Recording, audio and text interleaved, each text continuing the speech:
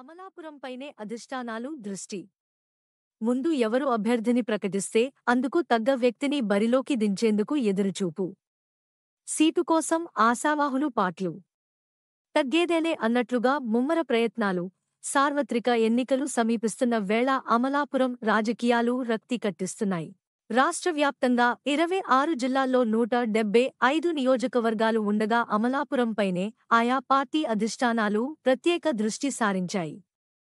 ఆయా నియోజకవర్గాల్లో ఆయా పార్టీలు ఒక్క అభ్యర్థినైనా ప్రకటించాయి.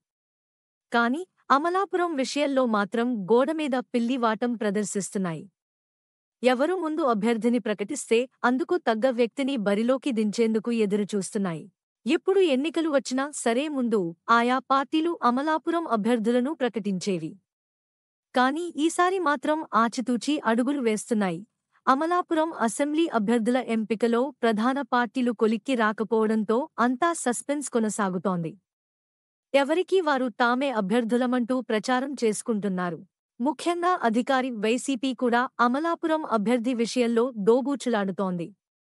ఈ స్థానం కోసం రవాణా శాఖ మంత్రి పినిపే విశ్వరూప్, ఆయన తనయుడు డాక్టర్ పినిపే శ్రీకాంత్, వైకాపా మహిళా విభాగం రాష్ట్ర కార్యదర్శి వాసా గీత, ఎంపీ చింతా అనురాధ, ఆమె భర్త టీఎస్ఎన్ మూర్తి పోటీ పడుతున్నారు. వీరిలో తొలుత శ్రీకాంత్ పేరు తెరమీదకు వచ్చినప్పటికీ ఆ తర్వాత పరిణామాల్లో మంత్రి విశ్వరూప్ పేరును తెరపైకి తెచ్చారు. కాని ఎవరు వైకాపా అభ్యర్థి అన్న విషయంపై ఆ పార్టీ ఇంకా క్లారిటీ ఇవ్వలేదు. ప్రస్తుతం అమలాపురంలో కొనసాగుతున్న పరిస్థితుల దృష్ట్యా కొత్త వ్యక్తిని తీసుకువస్తే బాగుంటుందన్న ఆలోచన కూడా వైసీపీ చేస్తోంది. ఇటీవల టీడీపీ నుంచి వైఎస్ఆర్ పార్టీలో చేరిన గొల్లపల్లి సూర్యరావు అభ్యర్థిత్వాన్ని కూడా పరిశీలిస్తున్నట్లు ప్రచారం.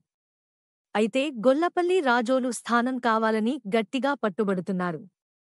దాంతో రాజోలు ప్రస్తుత ఎమ్మెల్యే రాపాక వరప్రసాద్ను ఎంపీ స్థానానికి పంపి రాజోలు ఎమ్మెల్యే స్థానాన్ని గొల్లపల్లికి కేటాయిస్తే ఎలా ఉంటుందన్న ఆలోచన కూడా చేస్తోంది.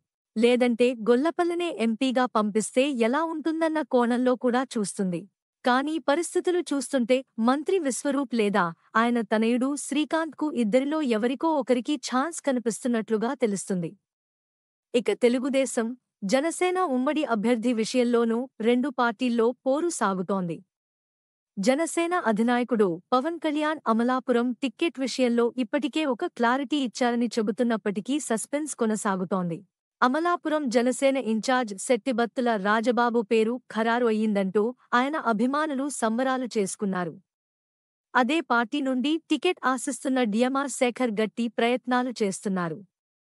ఓఎన్జీసీలో ఉన్నత ఉద్యోగం వదులుకుని వచ్చిన తనకు టికెట్ ఇవ్వకపోతే ఎలా అంటూ ప్రశ్నిస్తున్నారు. ఎట్టి పరిస్థితుల్లోనూ టికెట్ మాదేనంటూ ధీమాగా చెబుతున్నారు.